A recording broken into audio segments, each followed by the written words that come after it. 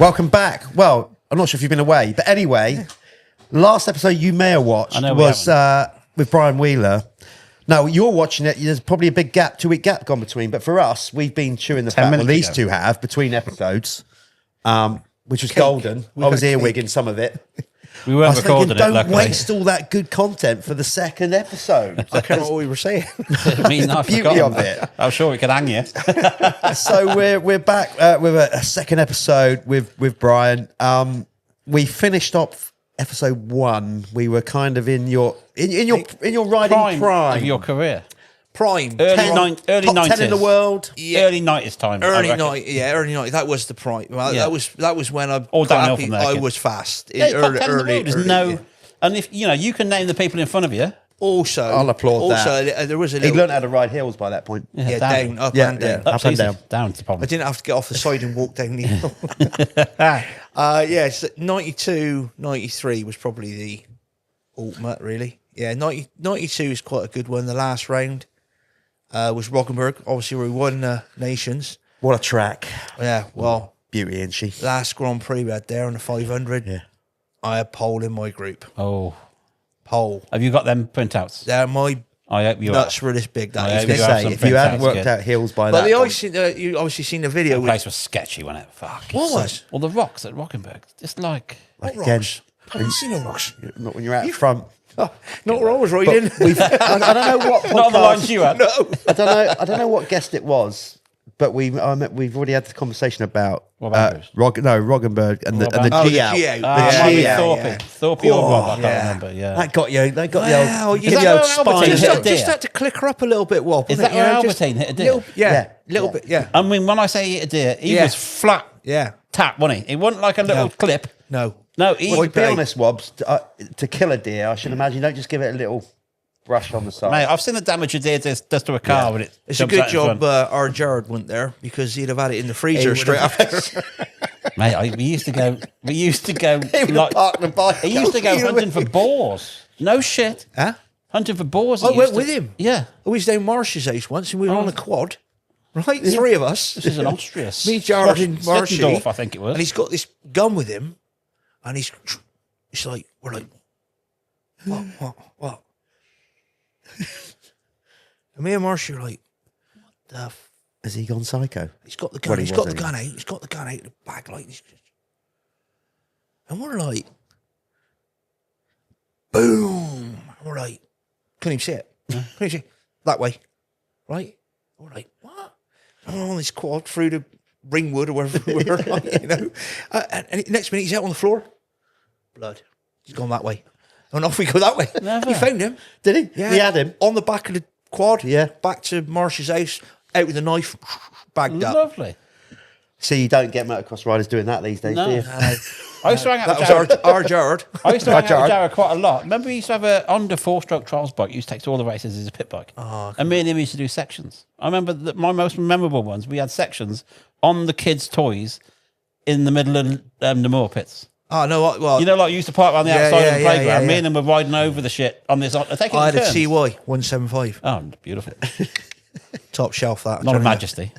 No, I couldn't afford Oh, I couldn't afford something like that. Well, you know, mate, I don't So anyway, so 92 is 92, 90, yeah. So then when were you done? Did you actually come to a point giving it, oh, fuck this, I ain't doing this no more? Couldn't be that much because he's still doing it. No, I know. Yeah, but no, I know what you mean. You have to be like sensible. And you Bit think, of realisation. this is hard I work. think is funds. You know, you get to a point the family comes along, and then all of a sudden you're sort of breaking even. It's yeah, like, and it's why costing am I you money to doing do this, it. you Yeah, know? and you're risking. And it was like, so I retired in 97, which was kind of good because I finally got a ride with Honda and backed with a little bit of backing from Honda. Yeah. Thanks to Colin Reed once again. He was with Honda then. Yeah. And right time, right place. I'd done, I don't think it was for Moto, but I'd done they had like a test day. It might be from Moto. I'd done it. Yeah, I don't know. No, it couldn't be because you No, 97. We didn't start motor till 02. Oh, then it there you wasn't, go. were it? That's must what be- that it one. must That be- was 03 first came out. We DBR. started working Yeah, on it 03. in 02. We started working on it in 02 02. and it came out in 03. Came out in 03, yeah. That must have been DBR or something like that. I don't know. Right? I'd done his test in... who was the boss in 97? Honda. Yeah. McMillan? McMillan. yeah. Sat having breakfast And Colin's just gone, what's for Bob. Bob, can we do Brian? We can do Brian a cut of 500s, can't we? And I'm sort of sat there having some breakfast with Colin, and Colin's invited me along to do this test sort of thing. And he goes, yeah, that's right. And I'm like, he goes, all right, cut the 500s, Brian? And I'm like, yeah. And that's how the deal was done, right? Nice. And he goes, $3,000 budget? Yeah. And I was like, yeah, give him $3,000 budget. You got it. If you need any more, talk to Harvey. Oh, okay, yeah, that was it. Deal done. Carry on drinking my coffee. Cut on Hondas. Finish my career off. It's just like, I finally got some Hondas. And it's like one of those things you get and you think, could have done with these about 6 years ago. Yeah. Well, you could have done some damage with them. Yeah, well, there's times when it would have been beneficial. Because I just always remember, I mean, obviously you've been in cars. You're a KTM guy for Mark. Yeah. I mean, if somebody has Brian Wheeler, KTM. Yeah, I think I am. Funny, isn't it? Isn't that funny? Because if somebody said, I think Kawasaki. Do you? Yeah. I think it's the RWJ thing. I think KTM number 6. Kawasaki, Do you have number 6? 7. Why do I think 7 and 8? Yeah, you was number 8. Yeah. 8 maybe. Crazy 8. 8. I'm getting confused with 6 and 8 maybe. But I'd put you with Kawasaki before KTM. When I was on the KTM in 91, 92, we had full factory backing, engine, and suspension from special. Yeah. But you have to remember Ledbury, only 5-10 miles away. I've just come from there. I'm telling you, I've just come from Mrs. Jones. Yeah, no, it's she had a right load of old crap, load of old gear, trying to get rid of it. So I called Renaissance and took her to show and sort of flogged a bit, got her a bit of money, bit of payback. Should have pulled out that $100 bill, bought plenty of. But like I say, they were like locally. Oh here, yeah, so lovely people. And like, you know, I owe my motocross Grand Prix career to Gordon Jones. There's no question about it. Because with him and the mechanic at the time, which was Andy Stiles, and if you remember Stilesy, lad from Bristol, had his own bike shop. Yeah. So I didn't have to pay for a mechanic. He was like a sponsor. I had a bike shop that come with me. Oh, nice. To go and do Grand Prix, you know. So and he was a good lad, good spanner man. And without those two people, then I'd have never like gone to America and this, that, and the other. You know, where you get a phone call. Classic. So Willie Simpson tells us on the this is a God's another Willie story. So this was that wrong. I don't mean this must have been it was the end of 89. End of 89, last Grand Prix, Hollister Hills, right? We got the phone call on Wednesday. I've been there. And I'm at Andy's workshop, muddling around, don't know what I'm doing. And he gets genuinely the Wednesday before, not the week Wednesday. No, the Wednesday. That is tight. That is cutting it fine. It gets better. So on that Wednesday, Sonia rings me up, and I'm like, yeah, hello, Sonia. Oh, there's a place, you can get a place at Hollister if you want, right? And I'm like, you got to put. You got to get so bikes. this is a bit of a bonus. Andy, the mechanic, Andy Stiles, who's the sponsor of it, his mum works for British Airways. Right? I goes, it's Sonia. We can ride it. We can ride it America Grand Prix for one. Tell him we'll go. I'm like, what? Oh, all right. So, yeah, all right, Sonia, book us in. Right? So what are we going to do? Oh, hang on, let's ring up Gordy. I love the way the fact that they don't even thought about the bike first. Like, let's just work out how to get there first. That's it. Which is, chronologically is the right way to do it. So it's the middle of nowhere, isn't it? It's a long drive from anywhere. So we rang up Gordy, and he goes, oh, Gordy, blah, blah, blah, blah, blah. That's not a problem. I'll have a word with Sepp. Sepp used to be the California boss of KTM. Right? So at the moment, I guess it's DeCosta or whatever. Yeah. And, yep. Right. Spoke to Sepp. Go to this bike shop, MPC, Motorcycle Performance Centre in Orangeville. Right? I'm like, righto. All right. Okay. Yeah.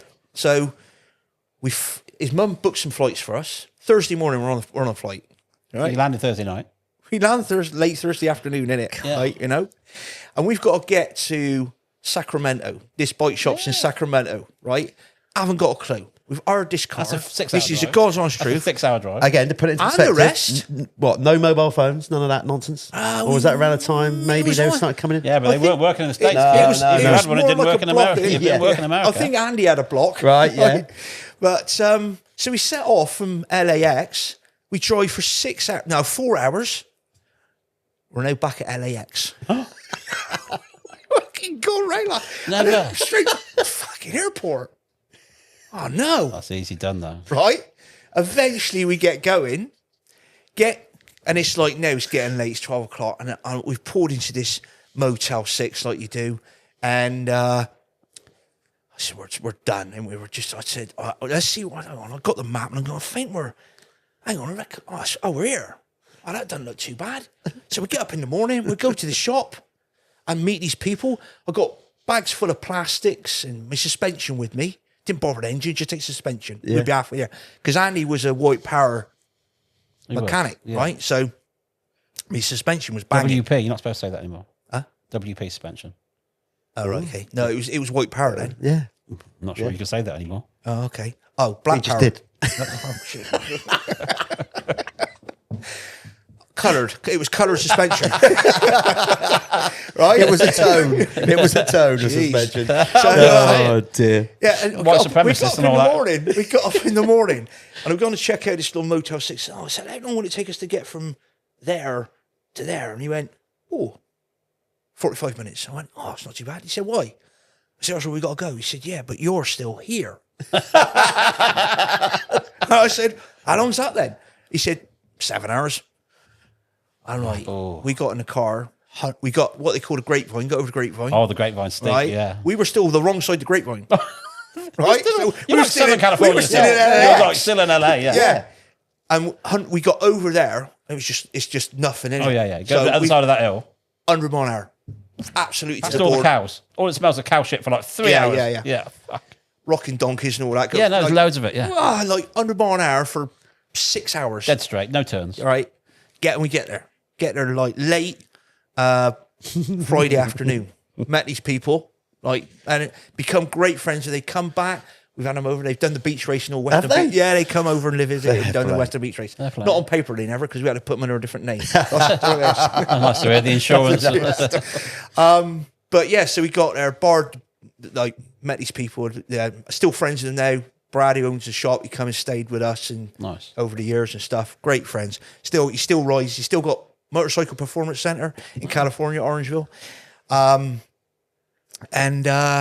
So we went to the Hollister Grand Prix. That was from Wednesday, and we were there Saturday morning. And lucky enough, didn't have to qualify then. There wasn't enough riders. No. Happy people, days. How, Yeah, yeah, Your quid's in. that doesn't happen very often. Your in the quid's points in. now. Yeah. It's a nice feeling, that. Yeah. That's only happened It to me was- one time at San Marino, and I was absolutely ecstatic. It gives you a buzz, Me and doesn't it? Dennis Hewitson were actually stood at scrutineering, looking at their list, watching the clock tick down. There's only, like, we're in. there's only another 10 minutes till scrutineering closes. We're in. You're in. Tell you what, we're not up to 40 yet. There's only 37 riders here. And when the old buzzer went down, high-fiving the whole 9 yards, like, right, I'm having a beer tonight. That's it. We're away. We're already in. We're in. Yeah. So it's one of Beautiful those thing. stars. I'm Half the going to work the done. American Grand Prix 89. I haven't even got to qualify. Happy days. But Lachine won it. He did lap. I thought he may have lapped me twice, but one time he lapped me. There was a tabletop, and I was clearing it, no problem. And he went over top of me. And he went when he went. It was an overtake, like completely over top of me. I'm thinking, that was impressive, you know. And at the end of the day, he's walking around a Budweiser. Yeah, Sound like- probably at the beginning of the day as well. Yeah, Ronnie, it was. But yeah, so that Ronnie was was a a boy. pretty. But that, you know, like I say, that was Gordon Jones and Andy Styles. Yeah. That, and they took me on through until I got took up by Colin Reed from RWJ. But without those two people, I would have never been able to do it. No. Yeah, so That's nice to know. What a great experience that was, and what a story. Just to say that you've like to But go you and don't do think that. it's going to happen on No, Wednesday. you don't. You're No. down in Bristol. No, that's Yeah, late. yeah. No, that is late. That's late to go, even if you're working at it, let alone racing. Like even building up to it, if you really wanted to go, it'd be a buzz to still go and do it. But to get the call at the 11th hour, yeah, And That sounds that, more successful than Jeff's American racing story. I mean, yeah. But then he wasn't there, so no, that's where- yeah. Do you know what? You got to you take let the whole team down. You've got Jeff. to take You accountability let me for things. down. I know. You let yourself down. You've got to take accountability for what you do in life. But sometimes you can put your hand up and just say, look, okay, I was weak, but I was influenced heavily by alcohol and by Denny Stevenson. So, but I should have been stronger. Yes, you should. But that was always a tough one. I knew he was in trouble when we were driving to the race, and I was trying to sober up by having both my head and my feet out of the window, trying to get some airflow going on. well, I That would say wasn't. That was a messy old night in that. Whatever it was. Drinking and riding, you just can't do it. No. You just can't do it. You I have puked up in tried. Gamma, didn't you? I've tried. Yeah. So, So you had Denny into that mix. You had obviously the very nice gentleman's club that we went to. Late night cabaret, I believe. A ridiculously fast Yamaha 426 or whatever It's it a was. horrible right to up the ride, road. right? Too fast. Your humidity and everything. It all got to me, Wobbs. I got emotional. No, I went to. I shouldn't be like I said, promoting that you should go to a start line drunk, but I was still drunk. Smashed, yeah. But that's when alcohol does wonderful things, doesn't it? Because I had all this self doubt, dripping with sweat before it even started, No question. and then the 15-second board up, and that's when I went because the alcohol kind of started kicking back in. I'm having this. How did it turn out? Well, I didn't walk the track for one, so I didn't even know which way the first corner went. I thought, but for some reason, that happened with Noisy, didn't it? Yeah. yeah.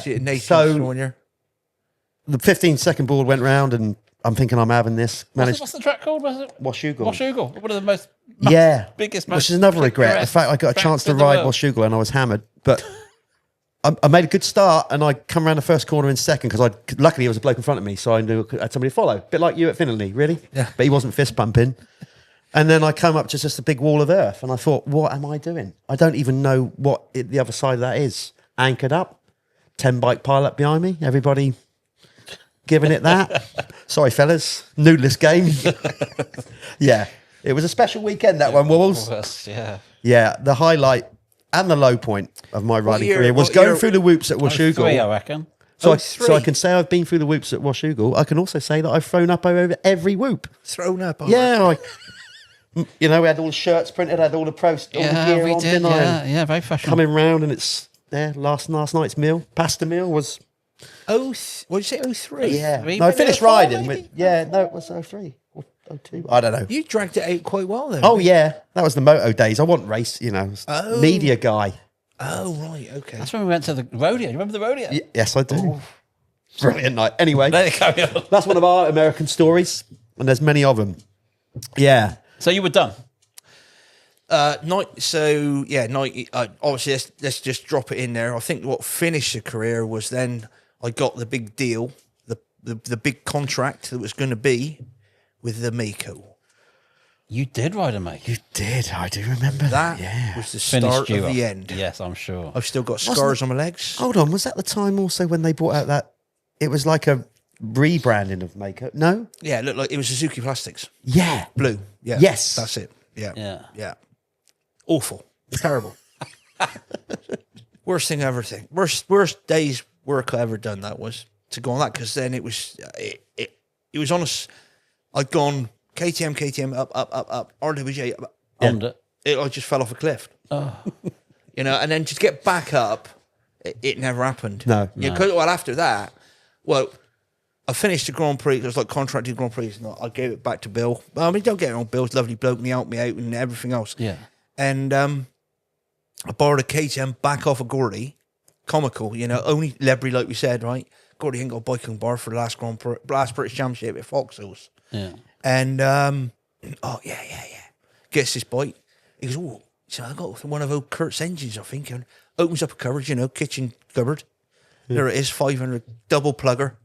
One of Kurt's old engines. Handsome. We put it in the bike.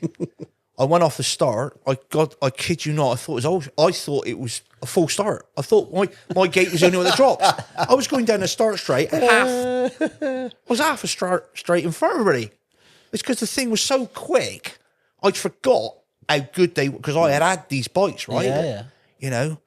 And I know I had the same engines as Kurt in 91, 92, because in 92 I called in the factory because we had a service exchange of the engines, and they go, he said a wheeler. He goes, we have two engines, one for Martins and one for Nickel. It's possible for you to take them to the Grand Prix for us? No problem. He seems like a trustworthy chap. We never got out of Austria, and the end of the barrels off the pair of them. I want to make sure they got the same kit I had. Yeah. Absolutely identical. Yeah. So I remember I went to the factory with Merv in '88, I want to say, and I remember we got there and we slept overnight, and I woke up thinking, fuck, I'm cold. And we opened the door of the old 608, whatever it was, and it like slid snow, and you know how high they were. Yeah. And I'm like, it was like waist deep, the snow was. And so then they let us up and down the production line. Oh, getting yeah, we did. spares. Yeah. Up and down the production line with a shopping trolley. Yeah, that's what we done. Yeah, we used to have that. Yeah. Yeah. Supermarket You get all sweep. them No, little, it works, but all bear them in little mind- nuggets, them little bolts that are just for Yeah. a certain job. Yeah. And Oh, yeah, a no. little spacer and a little... They're tubs of them. You're just helping yourself, aren't Yeah. you? Not writing Yeah. nothing down. No. Just No. helping yourself. Just And scooping it in. Then we went, Put it on Gordy's bill. but then at night, they'd all gone home. Me and them are mooching around. We've only found the bins around the back of the R&D department. Like a gold mine. Yeah. We've emptied them. And like back in the day, you used to have carnet, so everything had to be listed. If we'd have got stopped, honest to God, we were having to open the door and shove stuff in. When we opened it, it would have killed you. Somebody just pulled on that handle, it would have squashed them. There's so much shit in the back of the van. Amazing what they throw in. Complete motors and like just R&D stuff. They were just blowing through it. And that's when they had a blue KTM. Blue KTM. We walked in there and there was like, that looks odd. I couldn't figure out what it was. I didn't know if it was a maker or... I can remember in the R&D, and there was like all the Japanese bikes lined up. Yeah, well, that's the same in America. They just buy them. Yeah. They just go and buy the best 125 from Chaparral and start shopping it around. Yeah. You're like, well, surely there's a more technical way of doing this. No. I remember one time I was stood there and I'm looking at Suzuki and I'm like, that looks weird. I'm like, why does that look weird, that Suzuki? I'm not trying to figure it out. And I'm looking, it's a Kawasaki back wheel. Hold on, it's a Kawasaki spring arm. So I look underneath, Kawasaki linkage, connected to a piece of green metal welded to the fucking frame. Yeah. They've just literally chopped it off the back of a fucking Kawasaki. And then, in like 97, that was the linkage. So you got to do R&D. needs must. That's what exactly you R&D. think it's going to be much more technical than that, don't you? But it actually really wasn't. Obvious way to do it, though, isn't it? When you think about it, keeping Maybe an in eye on your Japan it idols is. and all that kind of stuff. Yeah. A lot cheaper than making one-off stuff. Yeah. He probably had some of those hybrid bikes in the back of his Bedford. So, yeah. Yeah. So anyway, so then we just go back on track. Come on, boys. Come on. Back. So yeah, that was the start of the end. So Gordy helped me then for the next couple of years, which was 95, 96, but that was the 360. Oh, not a good thing. That was Orange another one. No, First orange. no, actually, not. the first ones that come Mint out. green. No, it was white, right? But it was only me, Trampus, and a Rupert Austrian kid. Yeah, that He wasn't was a his name. test pilot for KCM. So there was three of us in a Grand Prix with him. And then the year after they come out, the orange 360. Funny colour orange, wasn't it? Yeah. Right. I think it was just called Tangerine, wasn't Like it? my shirt going through Wash Eagle Whoops, to be honest. Yeah. So, the 360 stroke, then it went 380. But, that was quite good. It was quite good. I didn't like the 360 or 380, just not enough horses, you know what I mean? But then boys like Healy, when I was skipping back, and I'll be as far as I can, going back to the States, and I was going out and doing the Golden State with the people that was helping that NPC Golden State and going out riding with Mike Healy day after day after day after day. And that helped bring it on as well, the speed, because Healy weren't going to 125. We had to go do 125 class, 250 class. And then I was hoping he was War 8 by the time he got to the 500 class. No. But, I could chase him for a couple of laps and it just dragged you on. And I remember doing it, sending it for 6 or 8 weeks. Time I come back, Kurt Nickel, he's having it. He's got no hope, Your brain was in a different mentor. Marvellous thing. That got put in place. But I genuinely think when you guys were doing Grand Prix and then coming back to British Championships, you were a faster. Oh, yeah. And it really dragged you on. Everybody who was on the grading list only got better. Oh, yeah. Nobody would go there and get the red fuck. Yeah. It was like you'd go there and you could tell he was doing Grand Prix. Yeah, it wasn't, all day long. Because you'd look different. Even to the day, like with the vet racing and all the rest of it, the boys that have done it. Yeah, you can say, I think that's fair, isn't it? It's not even necessarily speed. It's track craft. You see lines on the track. Yeah. Nobody's quite like yours. And even you say on the track. They might pull a move on you, but it's nice. What do you say?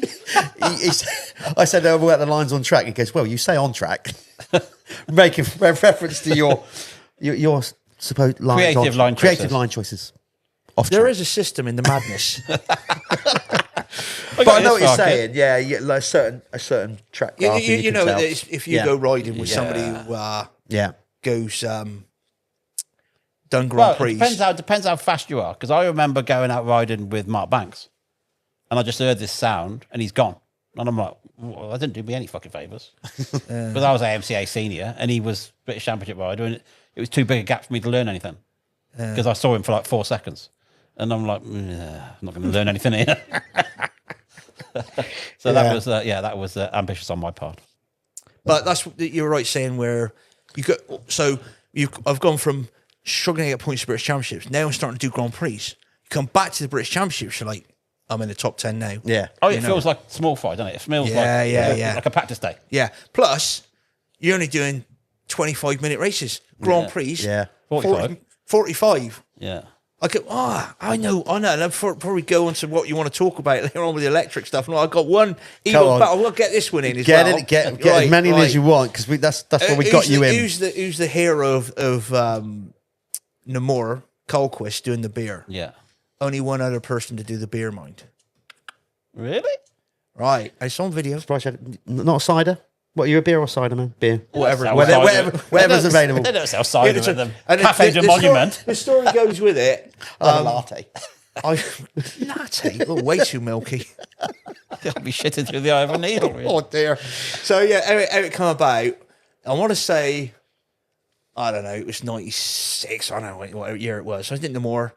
And I was just going for the money. I'd qualified, the money was there, I'd work on a party on there, you know.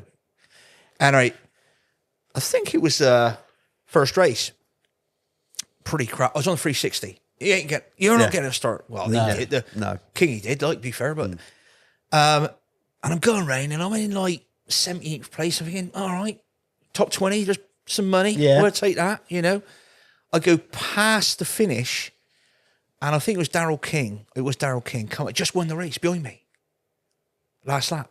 Oh, so you on the lead lap? Last rider on the lead lap? Oh. Take your time, son. Take your time. Back her down. Bring her in. Down to the cafe. Line her up. Beautiful. Pull over. This mate, he's come out. He's giving me a glass of beer. I went, what? I said, no, full one.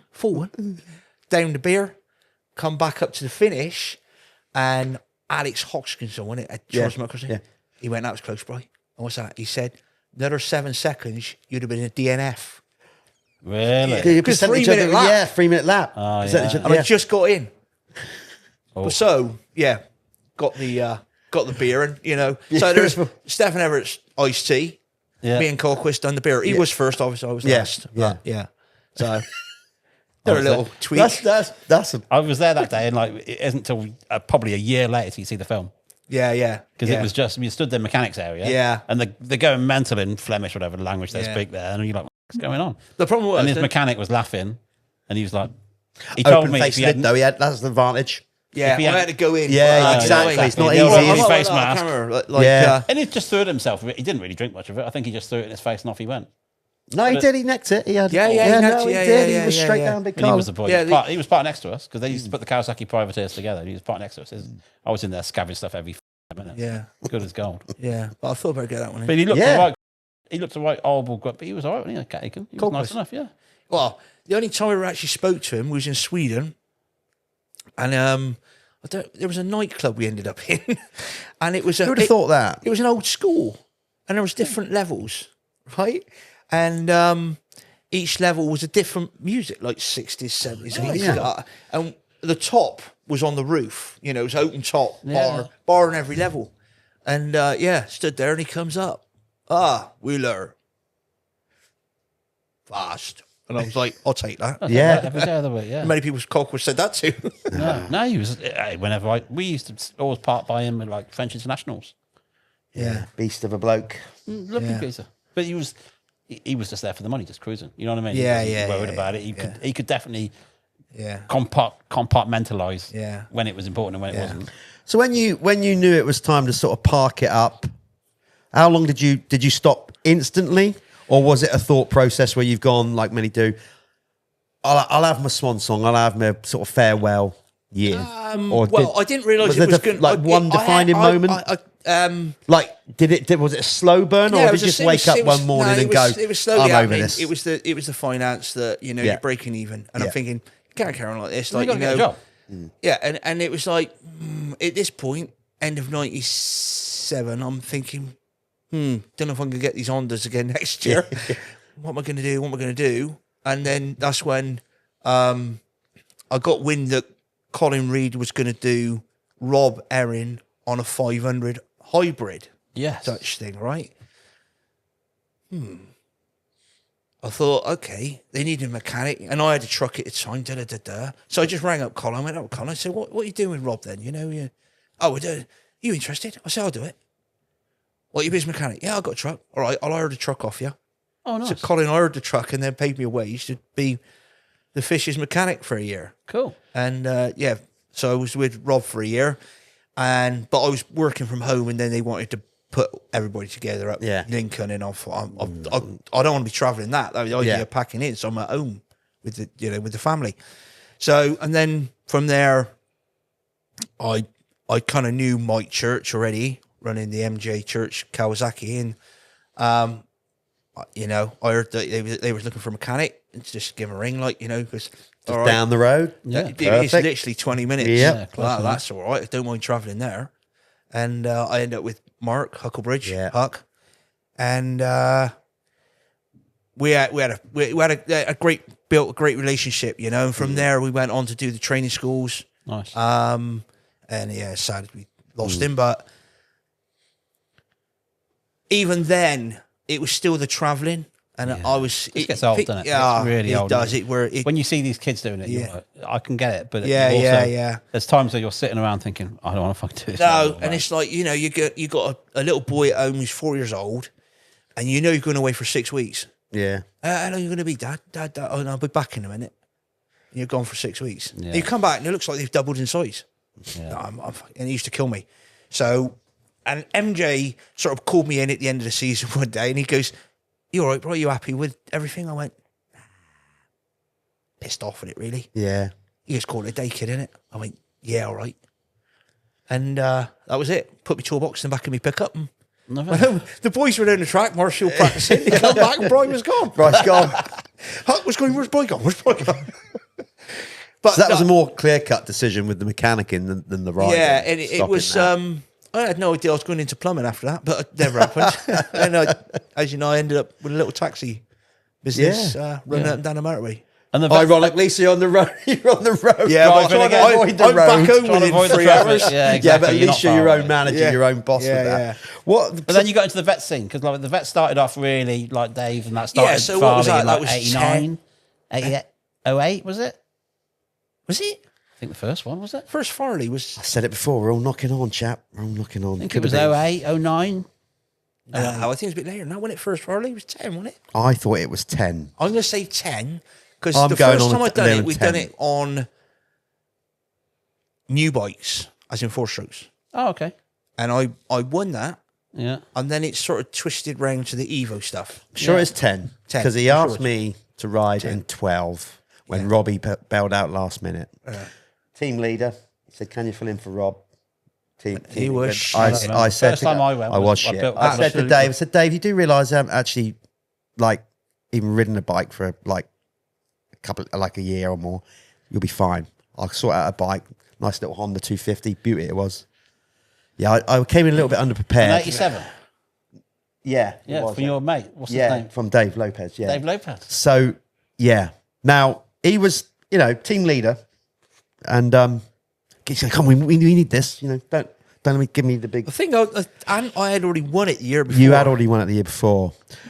The weekend just went downhill in practice, really, because I didn't realise that you had to get I left it a bit late to get a lap in. Put it that way. I thought I'll get back into it. I'll piece the lap together. I'll go quick over there. I'll go slow over there. Right, got it all mentally logged now. I'm going to put a heater in. Flags out. Flag comes out. I come down that hill, it comes back onto the start straight. Start Right, into- deep builds breaths. his feet Right, up. come on. Look, Here we go. Looked across. Check a flag. The old boy was there with the flag out like that, flapping in the wind. You're like, fuck. I had one. Second road starts. Of course, I had to then break the news to him. Yeah. I could have punched him. Yeah, he wasn't happy. This was like a. But you did have a research. You've been at the forefront of the vet stuff since then, really. Yeah, that's when I was a young vet. Now I'm an old vet. Now you're in the It's like- 60 plus class. When you got Ando, Yeah. the vet, you're like, I know. hang on a minute. And don't even get started on braining. That's just ridiculous. Like, Oh, you know he's what I mean? not It's human, is he? Not human. I mean, don't get me wrong. Even to this day, like last year or whenever it was, he's behind me, and just shows you can tell he's giving me total respect. You know, he'll go around the outside and I'll just close it off. Don't bother him. No. He's Don't bother him. No. 3 corners later, he's got that far. He's done you. You know, you think you can't argue with that. You know, you very rarely. He doesn't do anything naughty. No. He's just an out and out racer. He's a beast. To be fair, Bri, in your defence, he's not driving taxis in the week. This is true. He's still keeping active. He's still getting plenty of ride time in. Oh, I don't know. He don't ride a bike that much. Does he not? I thought he was doing still a lot of R&D with the Triumph lot. No, he's training like physical training, not. Oh no, stop that. He does a lot of that, but he don't do much of the. Was you much of a love? That was to be fair, that was my pitfall in a career. Most training he ever did was walk home. Most training he ever did. The majority of my training when I was walking home was mostly his training. Broke into a jog. No, my training was I used to swim quite a bit for training, which was when I was doing it was good. Yeah, and then but it is something we're teeing off at 7. Swim, golf. I'll do the swim later. Let's get the golfing. Never happens, does it? How is the golfing going? Yeah, what are you playing off? Is it up and down? It should be. I reckon. I'm in the region about 26. I say. I don't know what that means. I got down to 16 once, but that's shocking. But we have great fun doing it. Yeah, well, there you go. Yeah, do another because you did a couple of. Been on a couple of charity ones. We did one for the Huck. Yeah, that's it. Yeah. Need to bring them back. Yeah. So let's get back on. So what? Yeah. Anyway, sorry, no, again. Yeah. So what's your take on the British scene? You know, why have we not got 8 kids at British World Championships like we used to have? What is it? The Grand Prix is it a problem, or is it? It's not a depth of talent. I don't know what's going on. Like it used to be a struggle to get on the grading list. Now we've got one guy doing Grand Prix. The question is, why don't people want to do the British Championship? Too many options for a start. Point. There's your Bridgestone, your Turbis and all that. Yeah. There's a lot of dilution, which is always the way. Yeah, but back in the day, the British Championship was the proper thing. You know, when we were doing it, it was like shelving and all bits and pieces going on at the same time, right? There was also French internationals as well. Yeah, but like it was always the British Championship that it was a big deal. That held the biggest status. Trophy. It was the pinnacle. It does to a degree now, but it doesn't, does it? People don't give a toss if they do it. No, I know. You know, it meant something. But why? Didn't it? Why? I think it's a bit of everything. I'd like to think that the way that tracks are now and finding the right venues now, they're over groomed. And I mean, we used to go to some tracks. There's no shortage of kids coming through, though, is there? There's no shortage of kids racing. Yeah, but they're like I said, they haven't got that drive, the end goal. Maybe it's the parents looking at it and going, "Hold on, where's the snowflakes?" Yeah, where's the end goal? I don't know. They might be looking at it going, well, we're going to invest all this into our kids, but what are they actually going to get out of it? So maybe it's like more of a parenting like we thing. spoke to Boris. I don't think it's an English thing because, like I say, the start gate's not full of Italians or Dutch or French. No, every country seems to be struggling.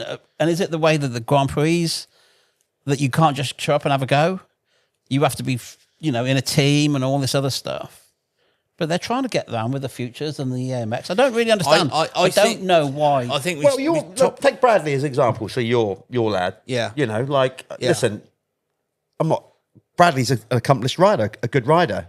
But maybe as he was getting to that age that you'd have looked at it as a parent. But what I'm saying is you would have looked at it as a parent. With him, I just didn't have the funds to do what I wanted to do. If I was in the position where I'm in now and he was... Minted. Those taxis ain't cheap, man. Daylight robbery. Just you got you're financially a little bit more comfortable where you could afford to go to Belgium and whatever every weekend and go and race with the Dutch and the rest of it.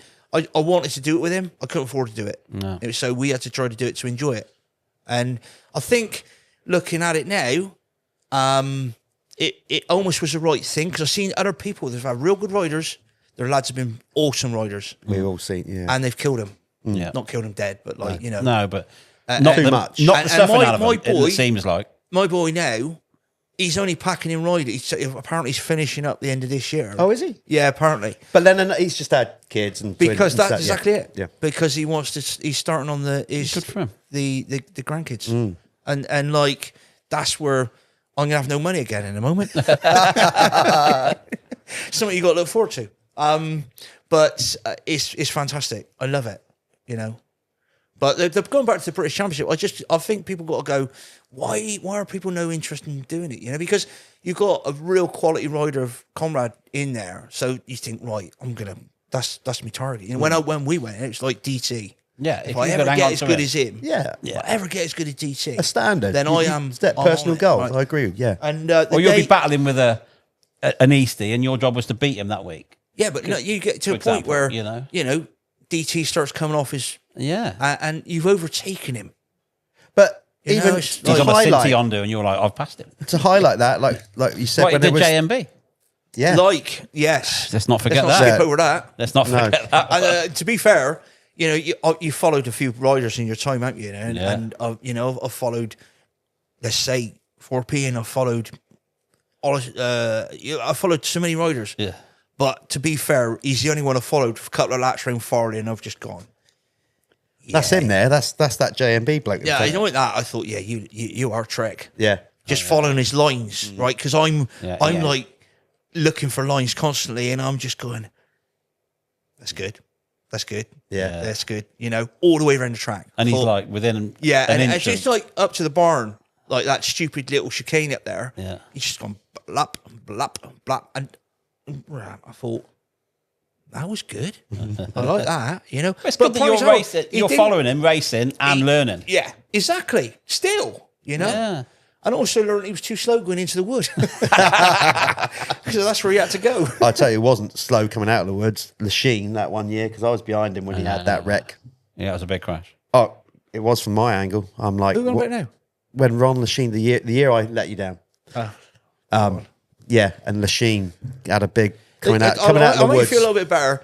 You weren't quite as bad as Greg when he was in a team, mind. No, that does make me feel a bit better. Because Greg done the full bottle of Pernod on I Saturday know. night. Oh, yeah. We're talking about Hanson then, if you want Pernod. Oof. Good God. He sucks that stuff down like I might as well milkshake, have Wob in the team.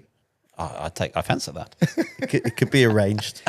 Yeah, and also there, I nearly won it for the Welsh nearly won it, you know, a couple of years back there now. Yeah. And the Bryn I was that day. Yes, you were. I was Bryn. Which worked out in my favour now, because I can go to Wales now. Yeah. Oh, you got a dual passport? Yeah. Nice. Yeah. Sean sorted that out for me. Yes. Well, he is the mayor of Wales. Yeah, exactly, yeah. You obviously, I mean, have you two negotiated fees for any events that he's doing? Well, what we're actually doing... While we were in between... Just breaking out a little bit of news, we're going to have Brian design the track this year for Farley Castle Vets. Help. Well, we've got to say help. There's only so much you can change on the track. We understand the start and the hills and Farley. all. Yeah. Farley, not Castle. Fox Hill. No.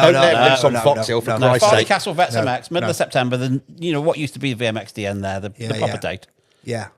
So we got Brian coming on Monday or Tuesday when we're laying the track out. Yeah. He's been around. He's done more laps around there than most. Yeah. And so he's gonna help us. I bet it's going to be perfect for me. Yeah, it's absolutely ideal. Yeah. No, but it just not that the track needs. For Brian didn't like that bit. Not that the track needs redesigning, but it'll have somebody with experience. It's going to have a few little twists in to make it. You know, there's probably half of the track you can modify, and half of the track you can't. You can't change the start. You can't. Spent his entire career modifying tracks mid-moto. Well, anyway, so that's a little bit of news. Oh, that'd be handy. I'll put and that might be a new business for you, Ken. You might be out there track designer. Let's see how sort of feedback we get. Yeah, feedback from the track design. Yeah, from BA. Oh, you will get comments on the internet. There's some experts out there. Yeah, I know. They know everything. Yeah. You have to bust out the old. Well, I guess you go on YouTube now. Bust out the old VHS tapes of the back in the day, just to make sure. I mean, you've got it all memory. When you watch them videos, like Thorpe coming like last to first, whatever. I mean, the track wasn't very wide, was it? It was like a bit. Do you not think so? Not the bits I've seen, like jumping down the mountain. No, they are wide. Yeah. But they're only using a little bit of the track. They're only using a little bit of the track. It was like all overgrown still. Like, bruh. Yeah. But that's where DT would score. He would just get off of that. And if you watch carefully, literally 8 inches, he'd be riding along. Is that talking of that? Good point. That one section, the main hill coming down through the middle. I watched that back because we still go back and watch that event. I do. Is that been sort of leveled out a little bit? Because it used to come off obviously used to go to the top I think it's field. flatter now. No, used to come in that top, suspension's better than it was. Field, didn't you? And jump into the field. Yeah, and then jump again. You went that, and then after that had a few more little drops. No. Did it not? No. I'm sure it was over it. It had like a bit of a dog leg to it, was it not? A slight. It come down and it went right. Yeah. And then left, then right. and then sweep round back. You had those switchbacks when they then put the footbridge up, where everybody was throwing bottles at Joe Hay. Yeah. What was that, 87? So it didn't go back up, you know. You see, back in the day, the old boys would say, like Chris Dawson would tell me it come down into the car park, right down by the river. Yeah, it might well have done. Yeah, apparently back in the day when all the BSAs and all that. We were born then. No, but they reckon that it used to go, used to thinking, fuck, if this ain't going to stop, I'm going to get wet. Like literally, they'd turn just before the water. That's a good point, Trax. What would you highlight, you think, as name a few of your favourites? Oh, first would be I want to go Perrin. Yeah, I'm going to go Perrin, Switzerland. Oh. I want to say Roggenburg. Because, Payern was big fast tracks, big fast tracks. Payern was those steps. You come off the start and you come around those steps. Yeah. They kind of went on longer than what you thought. Yeah. There's a bigger gap between. Yeah, I used to like Payern. And then when you went over the back and it had that big so much in it. Bowl, and then they come along back towards the finish. And if it was dry, they dropped down into that and wood. Then come back up. But if it was that always reminded me like the little bit of Unadilla where it drops down that hill and back Gravity up. Cavity. No, the where it really drops down that steep hill and back up. Yeah. The Payern used to have a little bit like that, but only if it was dry. Yeah. Payern was a good one. Yeah, and it's things like that makes the track interesting, right? You know, and that's when I'm riding some of these tracks, I'm thinking, you could make more of it. You could do a better job. That links us back to where we're saying about where the sport's at, and is that part of it? Yeah, like the evolution of the tracks and riders and stuff. And that takes us on to, somehow with the tracks and the 4-stroke electric thing. Yeah. And the track's going to now evolve for the electric bikes. I think it's just going to be a completely different event or a 2-day event. Yeah. You know what I mean? But like we used to have the Haynes 4-strokes as a separate series, and then the British. Is it going to be the Haynes? Well, if there's enough call for it, if there's enough, it will be completely electric event, won't it? Yeah. You know? You don't think they should be in with the end? No. You think that's worse than putting 4-strokes and 2-strokes together? No, because obviously it's nice to see what 2-stroke beat the 4-stroke, right? Right. I would agree with that. You know, there's no replacement for a 500, 450 in a straight line. We won't stay with the bike though. I mean, the 450 is really efficient, but like I said before, efficient ain't fun, is it? No. If efficient was fun, we'd all be driving. Yeah, that's right. And maybe that's the problem with it at the moment with the new bikes. There's no breakdowns. There's no, is there? Do you know what I mean? No, that's not. Will he finish or not? Doesn't matter what colour of bike you want. They're all good, aren't they? Yeah, and I think that takes the fun out of it as well. Like like I was saying earlier, like with the Evo when it first started, when it all kicked off again, this Vets Evo, people were breaking down. Yeah, it was getting your bike through the weekend. Yeah, exactly. And not only that, it's going around saying, mate, you ain't got one of these, have you? Yeah. Do you know what I mean? To get me bike going, he's got a front spindle in half. You think, have you broke front spindle? Yeah, you know, it was already cracked, wasn't it? Like, do you know what I mean? Yeah, and stuff, and maybe that's why it brought people together a little bit. Yeah, you know, borrowing stuff and stealing stuff, whichever way you want to look at it. Where you don't get it now, they just put a new wheel in, put a new subframe on. Or, people don't repair stuff anymore. No, so it's just replacement parts. No. I mean, back in the day, there was always somebody there, a welder at Grand Prix, wasn't there? Carquist. Every time he went out, he was a good welder too, he was mega. They're breaking the top shock where the subframe bolts on that case, but he was welding it between races. Yeah. Every time he went out on it, he'd crack it. So, well, at least he's putting faith in his own work. It wasn't him; his mechanic was doing that. Oh, right, I see what you mean. But I think he could do it himself if he had to. Yeah. Is it too serious as well now? You know? Oh, I believe that. I think corporate, it's all got... Yeah. People, it's all got... For the end goal, for me, unless you're at the very top, I know that the top riders earn big numbers, but there's a massive void and gap when it goes from that downwards. And I just think everybody's chasing this dream that, let's be honest, only a few will. And the gap in between, you really got to ask yourself, is it all that being that professional? Are you really getting it back? No, but it's like, have fun with it because it's a short career. It goes by. Yeah. That's what they don't realise, wasn't it? Until you've done through it, when you're young, you think you're going to do it forever. You don't even think about getting no, do you? No. And we're talking about gaps. We were talking earlier about, like Kawasaki coming out with supposedly a 125. Yeah. Yamaha never stopped making them. KTM, Gas, Husqvarna, whatever. You know, there needs to be a stepping stone from an 85 to 100%. To a 250F. 250F That's a full size, full power going back bike. to me, boy, that was a mistake I made with Brad. Went from the big wheeled 85 to a 250F. That's like a should have. You know, I thought, why waste a year on a 125? But that was definite mistake. Yeah, should have put him on there for 2 years. Because of his size, or because of his size, or because of what he would have learned. Yeah. Because track craft. I mean, the bike's the same size, right? Yeah. Same wheels and everything, but you got to ride a 125. You've got to keep it on the pipe, haven't you? Yeah, because one little mistake, and all of a sudden you've lost 3 seconds at one straight. Yeah. So all of a sudden, in the past, I would have, when I was with KTM, I would have a 125 to go training on in the week, just sharpen myself up. Yeah, well, that's... And I'm a firm believer in the best races you've ever seen, 125 races. Bob, I've heard this. You say this every podcast. I'm not having it. Because he believes it. I'm not having it. The best race, you want to ask me yet, the best race I've seen? We said best track, so we're going to have the best race. Best race. Joel Smets and Trampus Parker in Checo. I'm telling you. Don't remember it. I mean, obviously, maybe because it wasn't Motorvision. Was Motorvision Nations? No, it was a Grand Prix. Oh. Grand Prix. That might be in the old Motorvision archives then. I don't recall I think it will be, seeing that one. Yeah, the thing was, those two were going at it, like full on 40 minutes plus 2. And I sat on the side because I don't know what happened to the bike. I was on the free. Remember, Trampus was on a 360. Yeah. Smets was on this Verda Matti, whatever it was. Yeah. And I actually got to ride that once. What year was that then? Was that the same year where his forks? 95, I want to say. Yeah, where his forks fell out? Was that 95, I reckon. 95, yeah. And pleasure to watch. Then. Unbelievable. In the second race, Trampus had a problem with his tailpipe. He's come into the pits and he's grabbed out the side panel and just ripped it clean off. Never even undone the bolt. And they just bolted up, took the silencer off and bolted another one on. Really? And when they went back after him, it was like, it's awesome, That's bigging up Trampus now after all the giving I gave him. Yeah. Dig that out on YouTube or see if it's... Yeah. 95, I want to say. 95, okay. What was the GP? Check. Lockett. Oh, yeah. Yeah. So that's what I'll tell you what, actually, to put that in perspective, Lockett is a track it's hard, you don't want to over push it around there, do you? It gets a bit leery, doesn't it? Yeah. I mean, there is the downhill, there's a step downhill. Yeah, the blind step down. Yeah. It's like and it used to be a road. Yeah. It used to be a road. And like being gold leader back in the day, I had to do it first. Straight through. God, clear it, boy. Couldn't stop. It's deceiving. I did exactly the same thing.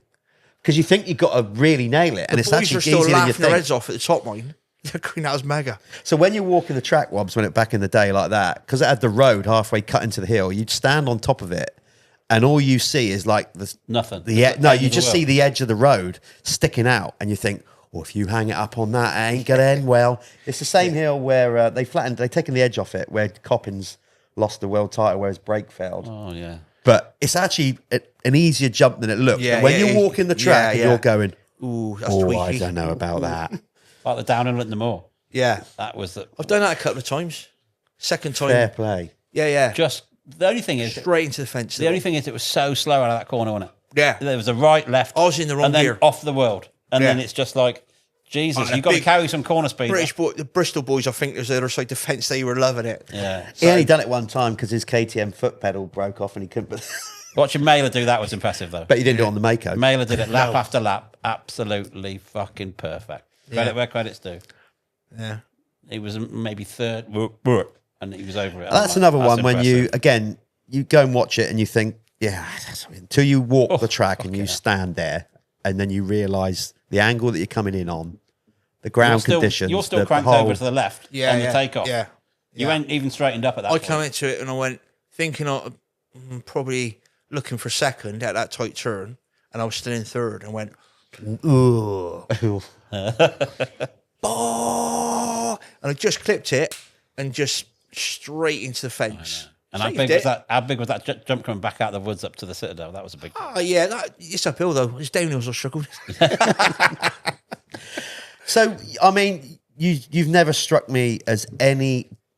Right, a bit like, I guess, quite a few characters in the sport. I can't imagine motocross without Brian Wheeler. I want you to take that as a genuine compliment because it wouldn't be the same if you wasn't around. I thought this year that they've all got your next generation of vet riders, like with Andy, what you're saying.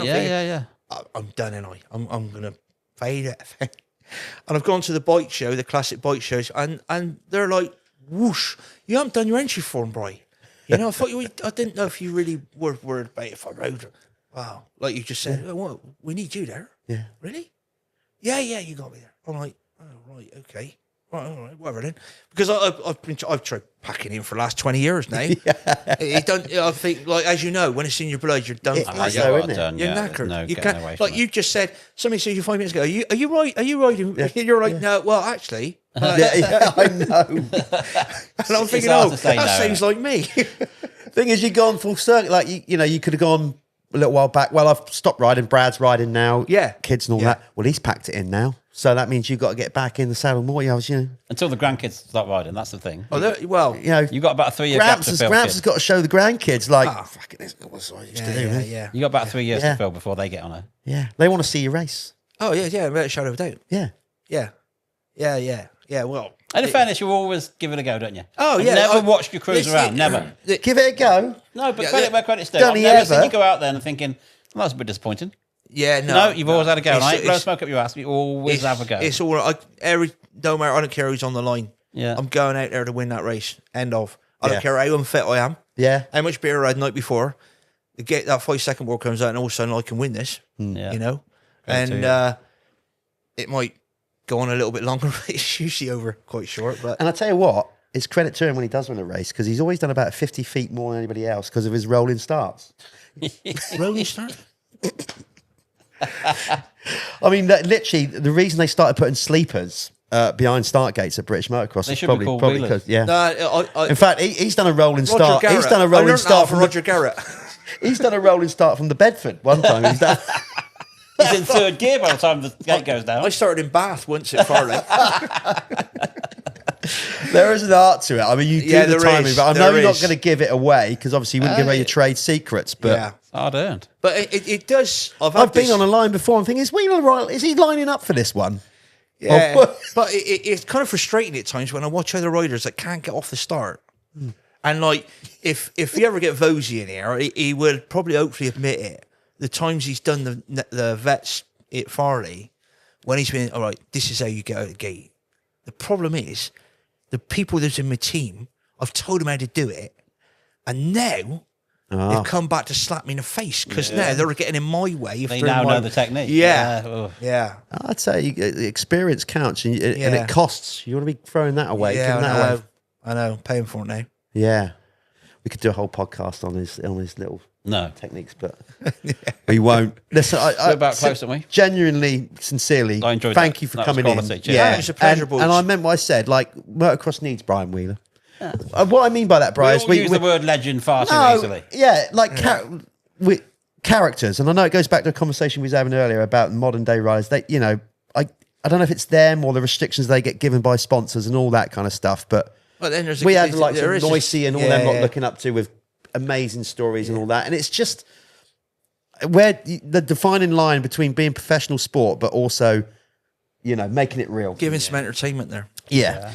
But there's and also like you're saying about the younger, you got to be so careful what they say, haven't they? Yeah. I know. I don't think the cell phone things are, mobile. Everybody's got phones. They can't have any fun. No, You can't get away with anything, no. even if they wanted to. Yeah, that's right. You know, Yeah, people get thrown we, under the I bus. mean, we would probably if they had mobile phones when we were doing it, we'd have been locked You'll up. be getting out about now, wouldn't you? I mean, that has been a Yeah, current. I've been in a cell in California. So Yeah, I'll I probably reckon. be getting out about now. Yeah. Yeah, that's a rhetoric that's been through our podcast a lot. Actually, it's true because And I think I'm glad and they also, didn't. the public, because these guys have got such a good internet presence. The public, I think the star power's gone.